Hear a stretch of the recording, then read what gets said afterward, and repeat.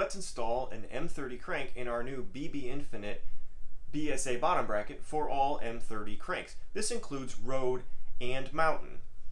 Now the M30 crank comes in different lengths depending on if it's road or mountain.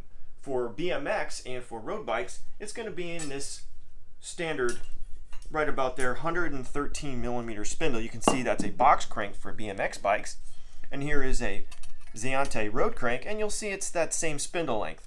So this crank will work in this bottom bracket no problem.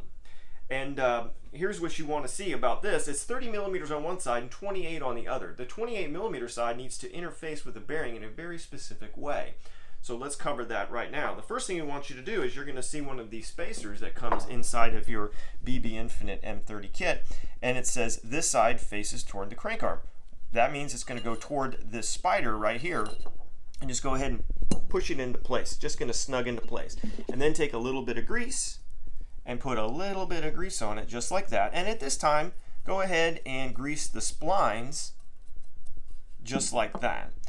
Now, the next thing you want to do is you want to apply a little bit of grease to this non-drive side. Now, the non-drive side is what's going to interface with that 28 millimeter side.